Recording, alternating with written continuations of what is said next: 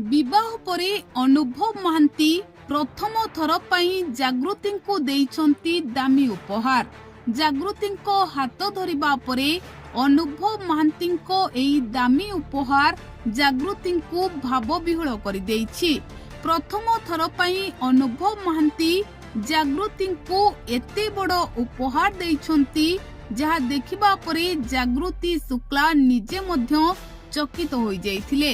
तेबे दर्शक बंधु क्यों उपहार देइछंती अनुभव महांती जागृति को आसंतु नजर पकाइबा। एबे जागृति को विवाह करिबा परे अनुभव महांती जागृति को बहुत ही स्पेशल फील कराउछंती।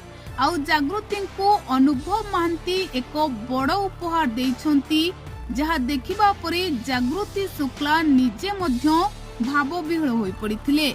आपण माने जानिछंती अनुभव महांती जागृति को प्रेम करी प्रेम विवाह करिछंती। आउ जागृति को रानी भली एबे अनुभव महांती रखिथिबा सारा ओडिसावासी देखिछंती। अनुभव महांती निज जीवन ठु भी अधिक जागृति को भल पाइबा देउछंती।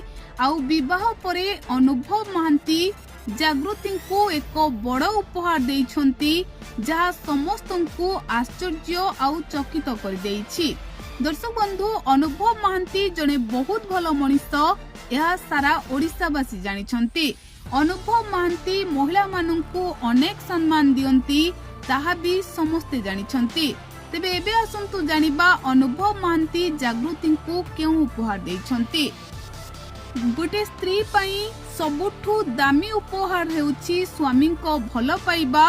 अनुभव महांती एबे जागृति को भल पाइबार वर्षा कराउछंती। जागृति को नेई जगन्नाथ मंदिर अर्थात श्रीमंदिर जाई जगन्नाथ को दर्शन कराइछंती। आउ जागृति को ढेर सारा भल पाइबा देउछंती जहा देखिबा परे जागृति शुक्ला निजे मध्य भाव विहल हो जाउछंती। तेबे आपनकु जागृति और अनुभव को जोड़ी किपरि लागुछि आमको कमेंट माध्यम रे लेखि निहाती जणांतु। विवाह परे अनुभव महांती प्रथम